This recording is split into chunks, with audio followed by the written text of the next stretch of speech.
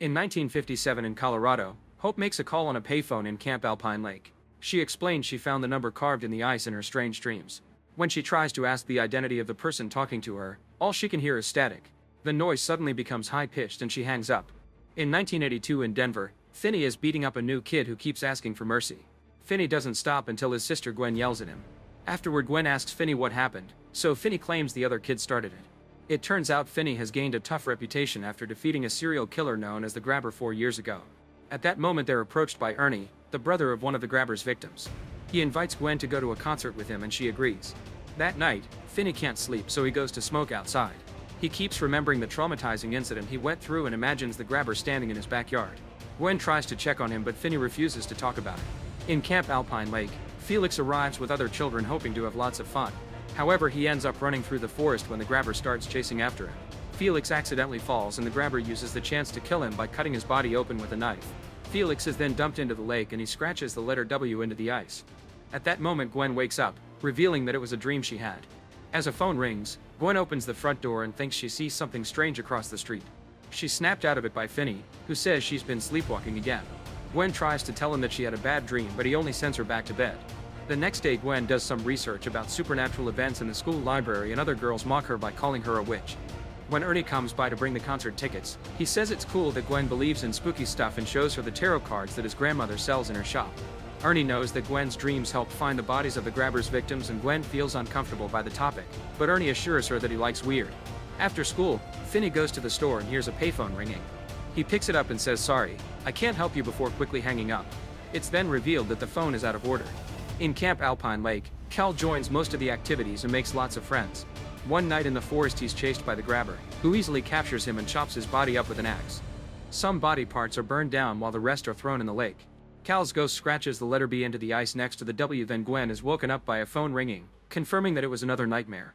She goes outside and is shocked to find Cal's body in the yard. Confused and distressed, Gwen rides her bicycle to the Grabber's old house and uses a small window to enter the cellar. There's a black phone here and when she answers it, she hears Hope's voice in the past, matching the flashback from the beginning. Gwen realizes that Hope had the same dreams as she has, but instead of letters the boys carve numbers. She wants to know more but soon static takes over the call and it cuts off.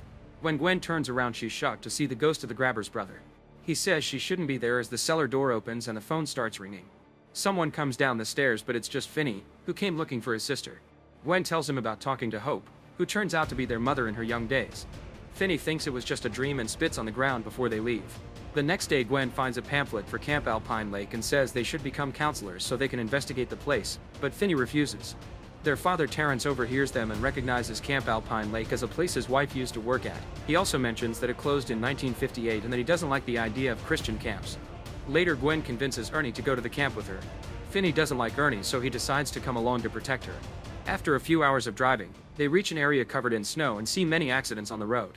Eventually it's impossible to see the road ahead so Finney tells Ernie to stop the car. He'll run in front of them to keep an eye on the road and the car only has to follow him. Moments later they're found by Mustang, who guides them to the camp using a flashlight. At the camp the trio meets Mustang's uncle Armando, who is also the manager. He explains that the kids won't come tomorrow because they won't plow the roads until the storm passes. On their way to the cabin, Finney sees a payphone. Gwen is sent to the girls' room and Finney and Ernie go to the boys' dorm. They're both empty because nobody came except for the staff. Gwen quickly falls asleep and has another nightmare about the past. Spike was part of the camp band and he also got killed. In the ice, he adds the letter H next to the others before his face splits in half. At that moment Gwen wakes up and hears some scraping noises under the neighboring bed. Outside Finney is smoking when he hears the payphone ringing. He starts walking toward it and the ringing stops, but when he walks away it restarts. This time he manages to reach the phone and answer I can't help you before hanging up. However the phone rings again and when Finney tries to leave, the ringing gets worse. He answers it again and hears static followed by the Grabber saying hello Finney. The boy immediately hangs up but the booth door closes and he can't open it no matter how many times he kicks it. The phone rings again and Finney kicks it too, causing the handset to fall. The Grabber's voice then says that hell is not flames, it's ice because nothing burns like the cold. Back in the bedroom, Gwen decides to check under the bed and is horrified to find Felix. She quickly steps away only to be touched by Cal, whose hand burns her arm. A terrified Gwen tries to walk away as the boys come closer and see Spike approaching the window to open it. Someone else appears behind him and breaks the window to make it fall, which cuts Spike's face in half. As Gwen screams, the phone booth door finally opens. Finney runs to the girl's bedroom and wakes Gwen up. She has a breakdown and says she's going crazy, so Finney tries his best to comfort her. After taking care of the burn mark, Gwen refuses to sleep alone and joins Ernie in his bed. She still can't sleep and asks Jesus to protect her from nightmares. Ernie overhears and they talk about religion, bonding over the fact that they both come from very devout families. Gwen explains her mother also had strange dreams and it drove her crazy, so she's scared the same thing will happen to her. Ernie comforts her and the duo almost kiss, but Finney interrupts them and makes them sleep. In the morning, Finney gets angry with Gwen because she told Ernie everything that has been going on. Gwen points out that they need help and shows him the burn mark on her arm that proves they aren't just dreams. During breakfast, Armando scolds Gwen for sleeping in the boys' dorm and asks the trio why they came because he doesn't believe that they want to be counselors. The siblings show him a picture of Hope and Antonio immediately recognizes her as a counselor. He remembers her fondly and is very upset when he hears that she self-deleted 7 years ago. Armando tells the kids to call their families to confirm they're fine and to use the office phone. When Finney mentions the payphone outside, Armando says it hasn't worked in over a decade.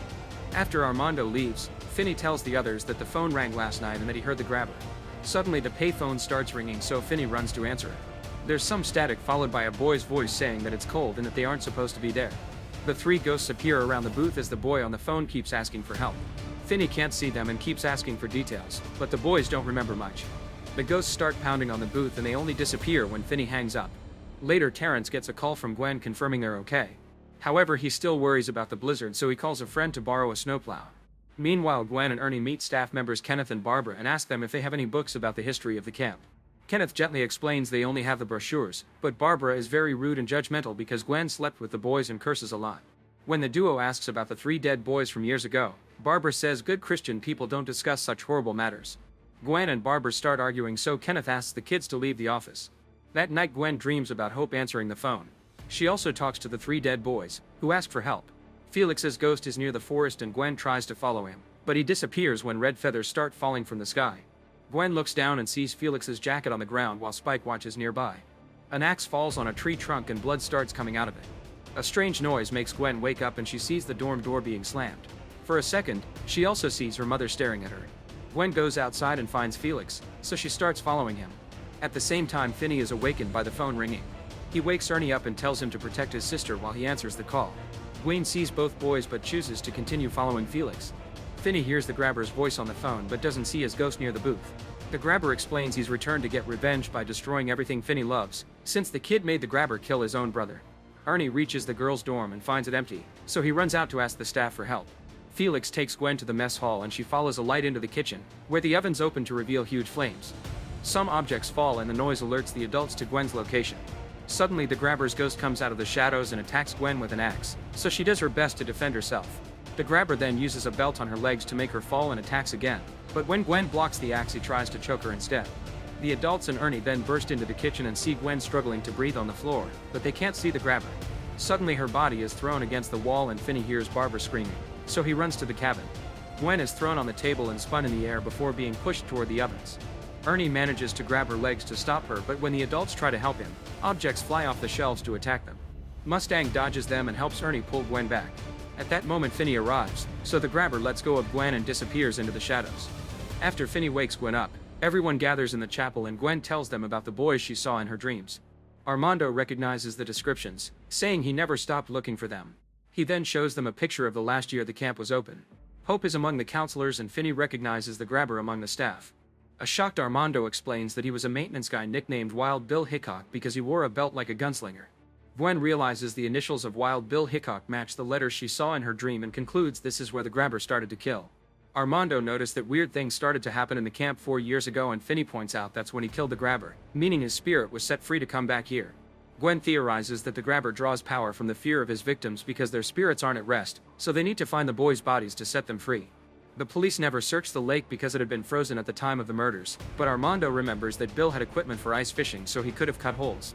The group agrees to go to the lake in the morning. Armando goes to his office to get the boys' picture and hears a strange noise. He looks outside and sees a snowman, but he thinks it was made by Mustang. At that moment, his radio starts playing static, followed by the grabber's voice saying, "You made me kill my brother." Armando tells him that he can't keep the boys forever and the lights go out. After he grabs a flashlight, he hears a thud and turns around to find the grabber's mask made of blood and snow on the window. The voice on the radio says, "I want to hurt you," and Armando responds that they'll get the boys back, calling the voice Bill. The grabber angrily says that it isn't his name and pounds on the window before disappearing. In the morning, the group searches the entire lake, but sadly they find nothing. In the evening, Finney and Ernie tell Gwen that they'll take turns keeping an eye on her while she sleeps in case she has another nightmare. Then Gwen starts dreaming of a paperboy named Billy. While he's working, the grabber kidnaps him in his black van, revealing that this was his first victim in town. This memory is seen by Hope in her dreams, and she recognizes the grabber as Wild Bill from camp. In the real world, Gwen starts sleepwalking, but Ernie sends her back to bed. The dream continues and Gwen watches Hope leave the bed. She follows her mother to the grabber's house, where Hope finds a kid inside the cellar. She tries to leave to call the police, but the young grabber captures her and pulls her into his van. Ghost Grabber also appears and makes Gwen get in the van too. During the ride, Ghost Grabber tells Gwen that he's brought her as a kindness because he wants her to know the truth before the end. The van stops at Gwen's home and she has to see the body of her mother hanging in the garage. It turns out she didn't self-delete. The grabber killed her and made it look like she did it. Gwen cries as Terrence finds his wife and has a breakdown. When the grabber takes out his axe, Gwen starts running around the house and takes the stairs, only to end up in the grabber's cellar. The black phone starts ringing and Gwen answers it to hear Felix telling her to hide. She rushes to the bathroom and finds a hole in the wall that takes her to a door.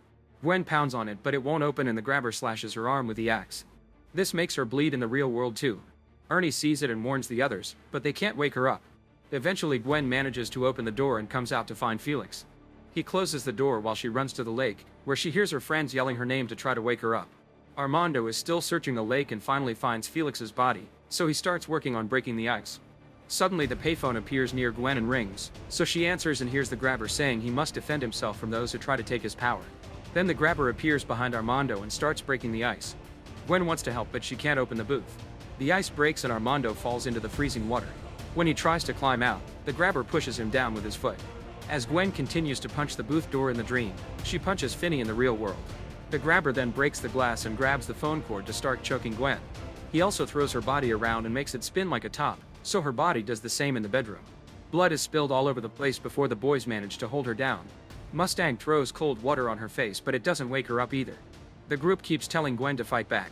In the dream, Gwen hears their voices on the phone and she concentrates until the booth explodes, which throws the grabber back. Gwen announces that in dreams she has power too, so she headbutts the grabber before waking up. Afterward, everyone runs to the lake and rescues Armando just in time. He confirms he's found Felix, so the group agrees to come back for the other two boys in the morning. When they return to the camp, they're surprised to see Terrence arrive in the snowplow. Finney is ready to leave with his dad, but Gwen refuses because she wants to end this. An argument ensues and Gwen calls out both guys for ignoring their trauma instead of working on it. She also tells them what really happened to Hope, which convinces them to stay. The group spends the entire next day looking for the other two boys to no avail. Suddenly Gwen falls asleep and the grabber appears skating on the lake. Gwen tries to run and falls into the hole, causing her real body to get wet. The grabber hits Kenneth with the axe and drags him across the lake, which happens in the real world too. Kenneth's body hits Barbara and makes her fall, so her face is smashed on the ice. As the grabber continues to slash Barbara and Kenneth with the axe, Gwen sees some barrels underwater. She kicks them off and finally finds the last two bodies inside. The grabber hits the ice around the hole to break it and the rescue cable falls in as well. Then the grabber makes a jump to put his belt around Finney's neck and starts choking him. Terrence jumps into the water and helps Gwen bring the barrels to the surface while Finney pushes the grabber off. Now Gwen starts praying, which finally sets the boys' souls free. In the dream, the bodies start coming out of the ice and make the grabber trip by grabbing his ankle. Then the three souls block his way and Gwen hits his head with the axe before removing his mask. The grabber freaks out until Finney appears behind him to repeatedly smash his head on the ice. Gwen chops the grabber's leg off to free him from the skeleton's hand and they throw his body in the lake where he finally dies for good as the three boys push him down. When Gwen wakes up, she kisses Ernie. Later at the camp, Armando calls the boys' families to tell them they've finally found the bodies.